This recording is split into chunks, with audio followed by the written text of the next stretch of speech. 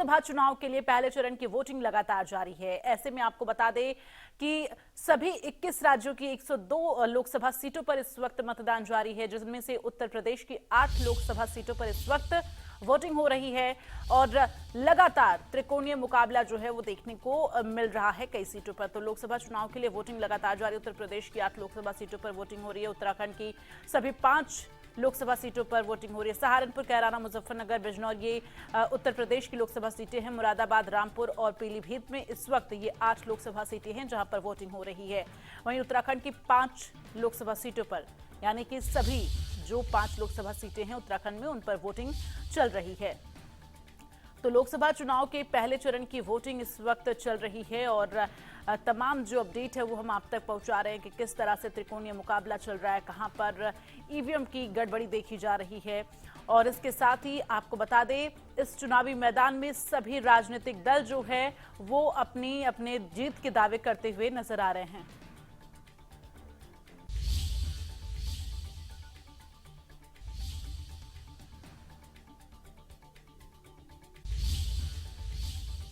और इसी बीच एक और बड़ी खबर आपको बता दें, उत्तराखंड की सभी 5 सीटों पर मतदान लगातार जारी है।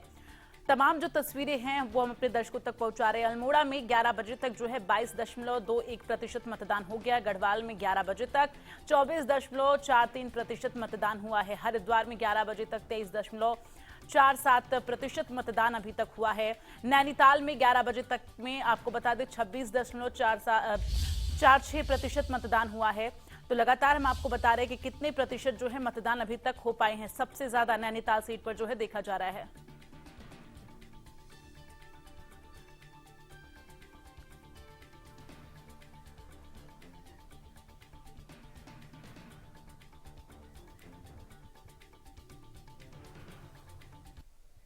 और नेता यशपाल से हमारे संवाददाता ने खास बातचीत की है, वो आपको सुनवाते हैं। मतदान का दिन उत्तराखंड में सभी 5 सीटों पर आज मतदान हो रहा है। नेता प्रतिपक्ष यशपाल आर्य हमारे साथ मौजूद है। सर, आप पूरे चुनाव में लगातार हर क्षेत्रों में गए, किस तरह की आपको रुझान दिखा? देखिए, लगातार मैं चुनाव प्रचार में रहा हूँ।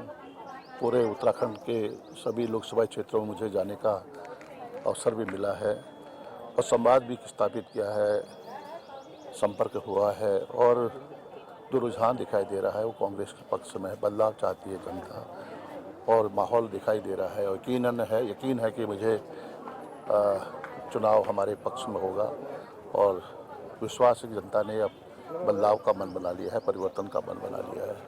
सर, कहीं ना कहीं चुनाव में मुद्दे होते हैं, चाहे वो महंगाई हो, बेरोजगारी हो, विकास के मुद्दे इस चुनाव से दूर कहीं ना कहीं नजर आए। निश्चित रूप से आज महंगाई बड़ा मुद्दा है, बेरोजगारी बड़ा मुद्दा है, पलायन मुद्दा है बहुत बड़ा। हजारों पहाड़ों में जो हमारे घर हैं उनमें ताले लग चुके हैं और अग्निवीर योजना एक बहुत बड़ा मुद्दा है। नौजवानों के भविष्य के साथ खिलवाड़ किया जा रहा है। ये सैनिक प्रदेश है। यहाँ का हर नौजवान सेना में जाना चाहता है, सेना की सुरक्षा करना चाहता है, देश की सुरक्षा करना चाहता है। और मैं देखता हूँ कि नंगे पाँव नौजवान अपना सेना में भर्ती होने के लिए तैयारी कर रहा होता है, लेकिन सब मुद्दे गायब हो चुके हैं। और मुझे कहने में कतई संकोच नहीं कि भाजपा मुद्दा विहीन है और जो 2014 का मुद्दे थे, जो 2019 के मुद्दे हैं, उन मुद्दों पर भारतीय जनता पार्टी चुनाव नहीं लड़ रही है। सबसे बड़ा दुर्भाग्य है। सर, 2014 में 5 सीटें भाजपा किसानों की, 2019 में 5 सीटें भाजपा को मिली, 2024 में आज मतदान का दिन है, उम्मीद क्या है आप लोगों को? कितनी सीटें जीत रही कांग्रेस उत्तराखंड में? देखिए, मैंने कहा ना, मुद्दे अनेक हैं। किसानों की आय दुगनी हो पाई है। न्यूनतम समर्थन मूल्य की लड़ाई किसान लड़ रहा है। फैसला जनता को करना है और जो फैसला होगा, जो निर्णय होगा, वो हमें श्रोधार भी हो, स्वीकार भी हो। तो ये थे हमारे साथ नेता प्रतिपक्ष यशपाल आर्य, जिन्होंने कहा कि परिवर्तन की लहर है और लोग परिवर्तन के लिए मतदान कर रहे हैं। हल्द्वानी से योगेश शर्मा, इंडिया न्यूज। 19 तो आज लोकतंत्र के इस महापर्व में लगातार जो मतदाता हैं वो अपनी भागीदारी सुनिश्चित कर रहे हैं और इसी पर आज हम चर्चा करने वाले हैं। जो आज मतदान तमाम जगहों पर हो रहे हैं, उत्तर प्रदेश की जो 8 लोकसभा सीटें हैं किस तरह से महत्वपूर्ण है। उत्तराखंड में भी लगातार मतदान जारी है। 21 राज्यों की 102 लोकसभा सीटों पर इस वक्त मतदान चल रहा है देश में। फिलहाल जो हमारे साथ पैनल मौजूद है उनसे आपका परिचय करा देते हैं। हमारे साथ दीपक सोनकर, बीजेपी प्रवक्ता, जुड़ रहे हैं और रोहित अग्रवाल आरएलडी प्रवक्ता हमारे साथ जुड़ रहे हैं और एसके दुबे सपा प्रवक्ता, तमजीद अहमद हमारे साथ जुड़ रहे हैं, कांग्रेस के प्रवक्ता हैं। आप सभी लोगों का बहुत बहुत स्वागत है चर्चा में शामिल होने के लिए। और दीपक सोनकर जी, सबसे पहले आपके पास आते हुए, चूंकि उत्तर प्रदेश में अगर 2019 का हम जिक्र करें, 4 सीटें आपने जीती थी, जो अभी आज जो 8 लोकसभा सीटों पर मतदान हो रहे, जिनमें से आपने 4 लोकसभा सीटों पर जीत हासिल थी। इस बार की तस्वीर क्या कहती है, चूंकि आप लगातार मिशन 80 पर फोकस कर रहे हैं? देखिए, पहले तो मैं इस लोकतंत्र के महापर्व पर, जो उत्तर प्रदेश में 8 सीटों पर चुनाव हो रहा है, तो ऐसे वहां की समस्त जनता से हाथ जोड़ करके विनम्र निवेदन करता हूं कि इस लोकतंत्र के महामहोत्सव में अपनी भागीदारी करें, अपने मताधिकार का प्रयोग करके इस भारत को विकसित बनाने के लिए, इस भारत को उच्चतर बनाने के लिए, इस भारत को संकल्प सिद्ध करने के लिए अपना योगदान देने का काम करें। दूसरा, जिस तरीके से अगर आपने बात करी जो 8 सीटों की, 2019 में इन 8 सीटों पर भारतीय जनता पार्टी 4 सीटों पर जीतने का कार्य किया, और जिस तरीके से आज लगातार योजनाओं को बदलने का कार्य किया गया और अंतिम पायदान के व्यक्ति को भी सशक्त किया गया, और ये ज्यादातर पश्चिम की सीटें हैं जिसमें मैं बरेली,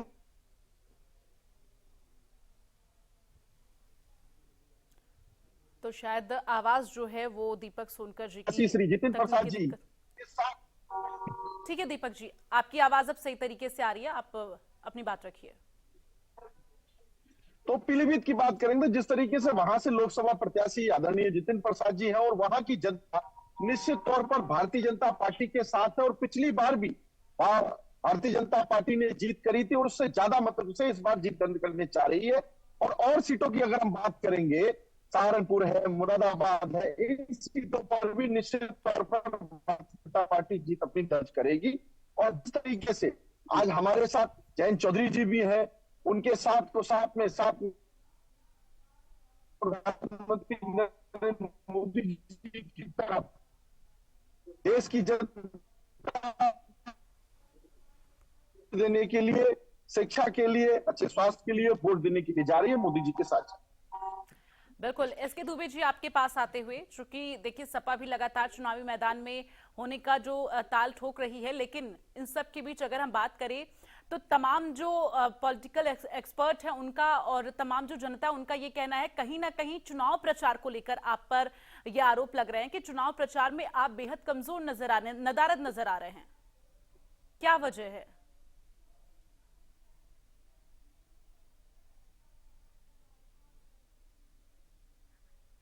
एसके दुबे जी, आपकी आवाज जो है वो मिल नहीं पा रही है, आप खुद को अनम्यूट करिए। जहाँ तक हमारी बात है, तो मैं आपको तो आपके चैनल के माध्यम से सभी को भी बताना चाहता हूँ कि हमारा छोटे से छोटा और बड़े से बड़ा कार्यकर्ता, पदाधिकारी ग्राउंड लेवल पे काम कर रहा था और कर रहा है, और हमें जो अचीव करना है वो हम अचीव करेंगे, उसमें कहीं कोई शक नहीं है। और रहा कि ये पश्चिम में, तो मैं आपको बताऊं, मैं पश्चिम में गया था तो मैंने देखा कि पश्चिम में एक सत्ता पक्ष के विरोध में जो लहर चल रही थी वो कहीं ना कहीं आज सफल होते हुए दिखाई दे रही है। तो आने वाले चुनाव जैसे जैसे और आएंगे तो पूरा माहौल एकदम सत्ता पक्ष में बैठे हुए लोगों के खिलाफ जा रहा है, और जिसका खामियाजा सत्ता पक्ष को भोगना पड़ेगा। क्योंकि लोग सोचते हैं कि आखिरकार इन्होंने हमें 10 साल में क्या दिया, महंगाई, बेरोजगारी दी है, अराजकता दी है, एमएसपी पे के लिए किसानों को लाठियां दी हैं। तो आखिरकार इस तरीके की जो चीजें हैं, इन्होंने एक ये जो जन औषधि वाला चलाया था, आप देखिए, बोलते हैं 80% छूट मिलती है, लेकिन उसकी घटिया क्वालिटी मरीजों को मिलती है, जिससे कि वो जीवन में कभी ठीक ही नहीं हो पाएंगे। तो इस तरीके का अगर आप भ्रष्टाचार करोगे तो कैसे काम चलेगा? मैं आपको 101% बताता हूं, और ये आप अगर सरकारी अस्पतालों में जो डॉक्टर्स हैं उनके पास आप जाएंगे तो वो ये खुद बोलते हैं कि इस तरीके की जो मेडिसिन है इससे कोई फायदा होता ही नहीं है, क्योंकि वो घटिया क्वालिटी की जन औषधि पर दवा मिलती है।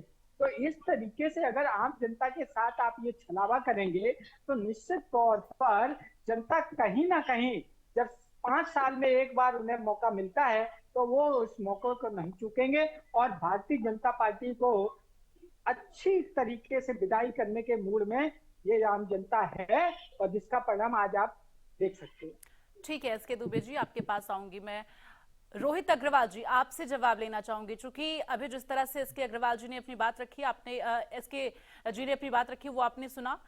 अब आप जरा ये बताइए, चूंकि पश्चिमी यूपी, जाटलैंड, ऐसे में जो है आरएलडी का खासा प्रभाव जो है वहां पर देखने को मिलता है। बीजेपी और आप लगातार गठबंधन में चुनाव लड़ रहे हैं, चुनाव प्रचार करते हुए, मंच साझा करते हुए आप नजर आए, लेकिन अब यहां पर सवाल ये कि क्या इसका जो प्रभाव है वो देखने को मिलेगा, चूंकि एसके दुबे जी ये कह रहे हैं कि वो पश्चिमी यूपी में देख रहे हैं कि बदलाव की तस्वीर नजर आ रही है। देखिए, कहीं कोई चुनाव बचा नहीं है। विपक्ष पूरी तरीके से हताश हो चुका है, पूरी तरीके से उसने हथियार डाल दिए हैं। ये प्रचार तक करने नहीं जा पाए वहां पे कि सही से जनता के बीच में जाके प्रचार तक ये करें। नहीं, वो तो इनकी कह रहे वो हताशा प्रचार की- किए हैं, लेकिन बदलाव की तस्वीर उन्हें नजर आई है प्रचार के दौरान। प्रचार कहाँ किए हैं? मतलब घर में प्रचार बैठ के किए हैं क्या, या ट्विटर के माध्यम से जो प्रचार करते हैं उसी को मान लेते हैं प्रचार किए हैं? अरे भाई, हम लोग, जनता देख रही है ना भाई, हम भी देख रहे हैं, आप भी देख रहे हैं। अखिलेश यादव जी कितनी बार पश्चिम उत्तर प्रदेश में गए, 8 सीटों में से कितनी सीटों के ऊपर गए हैं अखिलेश यादव जी वोट मांगने के लिए? तो आपके राष्ट्रीय अध्यक्ष नहीं गए, राहुल गांधी जी कितनी बार गए हैं? फिर आप इंडिया गठबंधन चिल्ला रहे हो, आपके 2 बड़े नेता अगर नहीं जा रहे हैं वहां पे वोट मांगने के लिए, तो भैया कौन वोट मांगेगा, ये तो बताओ। तो ऐसी स्थिति में आपको ये समझना पड़ेगा कि जब अगर विपक्ष इतना हताश हो चुका है कि वो प्रचार तक करने नहीं जा रहा है, वो अपनी हार मान चुका है पूरी तरीके से, तो आपको लगता है कहीं चुनाव बचा है? चुनाव कहीं नहीं बचा है। हम लोग संघर्ष कर रहे हैं उत्तर प्रदेश में इतिहास रचने के लिए कि हम 80 की 80 सीटें जीत जाएं, और विपक्ष ये संघर्ष कर रहा है कि वो 2, 4, 5 सीटें जो उनकी, जिनको वो अपनी बपौती समझते हैं, उनपे वो जीतने की संघर्ष कर रहा है। और जिसमें स्थिति ये है कि रायबरेली और अमेठी में वो कैंडिडेट नहीं दे पा रहे हैं। अखिलेश यादव जी 2 बार कन्नौज जा चुके हैं, वहां पे वाटर टेस्ट कर रहे हैं कि भाई साहब हम चुनाव लड़े तो कोई वोट देगा कि नहीं देगा। अभी तक उन्होंने अपने आप को प्रत्याशी नहीं घोषित किया है। तो चुनाव से राष्ट्रीय अध्यक्ष अगर किसी पार्टी के भाग रहे हो, सोनिया गांधी जी रायबरेली को परिवार कहते कहते राजस्थान से राज्यसभा चली गई, तो आप बताइए, रायबरेली का परिवार था तो भैया उत्तर प्रदेश राज्यसभा चली जाती, क्यों नहीं चली गई? भाई अखिलेश यादव के साथ तो आपका सहयोग था, आप कह देते अखिलेश यादव जी से कि भाई आप हमको उत्तर प्रदेश से भेज दीजिए, हम आपको राजस्थान से भेज देते हैं। पर आपका कोई समंजस है ही नहीं। आपको खुद पता है कि पूरी तरीके से ये बेमेल गठबंधन है। 2017 के बाद 19 और 22 में आप एक दूसरे को गालियां देते रहे, और 24 में सत्ता की भूख के कारण आप खाली एकजुट होने के लिए यहाँ पे आप गठबंधन कर रहे हो। रायबरेली और अमेठी जैसी सीटों पे अगर कांग्रेस प्रत्याशी ना दे पाए, तो विधानसभा चुनाव में तो आपने भी गठबंधन किया था ना। लोकतंत्र का ये सबसे रोहित जी। दयनीय काल है, जहां पे विपक्ष अपने आप को समाप्त समझ रहा है स्वयं, और विपक्ष संघर्ष भी नहीं करना चाहता है कि वो एक बार सत्ता पक्ष के खिलाफ ठीक है, संघर्ष रोहित करके जी, कि वोट आपने भी मांगने तो की गठबंधन जनता किया था ना विधानसभा चुनाव के दौरान।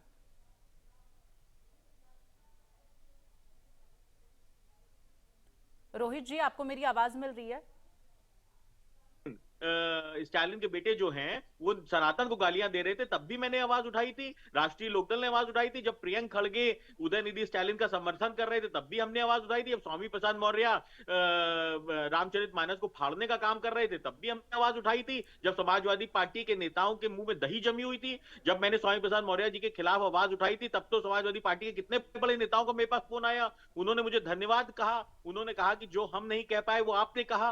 मैं ठीक तो है, ठीक है, नाम रोहित नहीं जी, लेना मैं चाहता लौटूंगी हूं। आपके पास। इनके लगभग अखिलेश यादव जी के तमजीद जी से नीचे जवाब जितने ले लूं बड़े मैं। नेता है, सबका मेरे तमजीद पास जी, फोन आप आया। लगातार मुस्कुरा रहे हैं, सबसे पहले तो मुस्कुराने की वजह अपनी बताइए, और मुस्कुराने साथ के अलावा बचा ही क्या ये है संदीप बताइए भाई के कि गारंटी वर्सेस न्याय की ये जो लड़ाई चुनावी मैदान में देखने को मिल रही है, कांग्रेस पार्टी खुद को कहां देख रही है?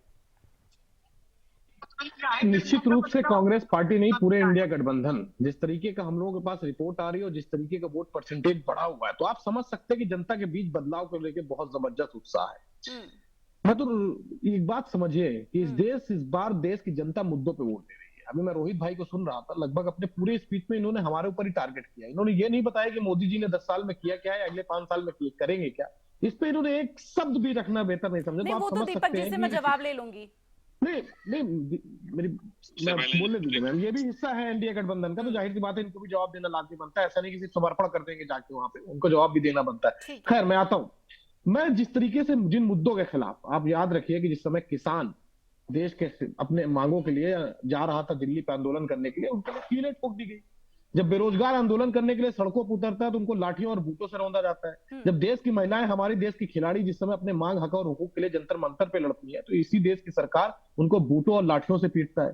देश की बेरोजगारी की स्थिति क्या है, महंगाई की स्थिति क्या है, उन्हीं सारे मुद्दों पे देश की जनता इस वक्त वोट डालने के लिए भारतीय जनता पार्टी के खिलाफ निकल चुकी है। और रोहित जी बता रहे थे अभी कि इनके पास कम से कम इनको बधाई देना चाहिए हमें कि इनके पास इतना लोकतांत्रिक अधिकार था कि अगर ये कुछ गलत करते थे हमारे साथ रहते हुए तो ये आवाज उठा सकते थे। आज तो इनकी स्थिति वो भी नहीं है। आज ये देखिए किसान सबसे बड़ा मुद्दा है पश्चिमी यूपी में। जब वो रास्ते में उनके कीलें ठोकी गई तो जयंत चौधरी जी कहाँ थे, रोहित अग्रवाल जी कहाँ थे? अब इनको लज्जा नहीं आ रही है कि आज भारतीय जनता पार्टी के साथ किसानों के खिलाफ बैठ के आज यहाँ पे प्रपंच कर रहे हैं। इनको समझ में आना चाहिए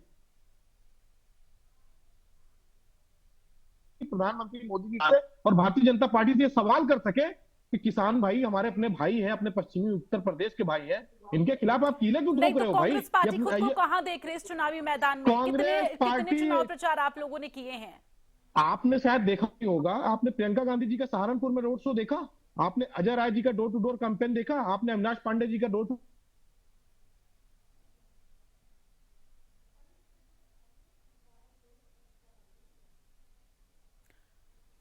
तमजीर जी, आपकी आवाज जो है वो सही तरीके से पहुंच नहीं पा रही है। होगा जिसमें 1 लाख रुपए महिलाओं को देने की बात कही गई है, राइट टू अप्रेंटिसशिप की बात कही गई है, 30 लाख सरकारी नौकरियों को जल्द से जल्द भरने की बात कही गई है, जिसके अंदर जाति जनगणना की बात कही गई है, जिसके अंदर 50% आरक्षण की सीमा तोड़ने की बात की गई है। आज भारतीय जनता पार्टी का घोषणा पत्र 78 पेज का जो पुलिंदा इन्होंने अपने भ्रष्टाचार का इन्होंने दिया, इन्होंने देश को दिया क्या है? चंदा के धंधा दिया है, इलेक्टोरल दीपक बॉन्ड जी के से मैं जरिए जवाब ले लेती भ्रष्टाचार हूं। करने का दीपक काम जी, किया। क्या तो दिया है आपने जनता देश की इनको माफ जनता करने को 10 सालों में? इनको माफ ये करने सवाल वाली नहीं। किया जा रहा है कांग्रेस की तरफ से। देखिए, जिस तरीके से आज देश की जनता को हमने 55 करोड़ आयुष्मान कार्ड से जोड़ने का काम किया, जो स्वास्थ्य की व्यवस्था लोगों को सबसे महत्वपूर्ण होती थी, जो लोग आज अपने इलाज कराने के लिए सोचते थे कि उसके पास अगर इलाज कराने के लिए पैसा नहीं है तो देश के प्रधानमंत्री ने ऐसे 55 करोड़ लोगों को रोजगार से, उससे आयुष्मान कार्ड से जोड़ने का काम। अभी इनके मंत्री ने इनको आईना दिखाने का काम किया। ओम प्रकाश राजभर जी ने अभी बताया कि तरीके से उनको लेटा गया है। अभी हफ्ते भर पहले आपके आयुष्मान की कहानी राजभर जी ने सुना दी है। अभी मेदांता हॉस्पिटल में बताया है आपके मंत्री बता रहे थे, आयुष्मान कार्ड बता रहे जीडीपी के घोटाले में खड़ा हुआ हो। राजभर जी ने अभी आपके आयुष्मान कार्ड की पोल खोल दी है। आपके खुद के मंत्री तमजीर जी प्लीज दीपक जी को अपना जवाब देने दीजिए, क्योंकि आपने सवाल किया, अब जवाब भी सुन लीजिए ना सर।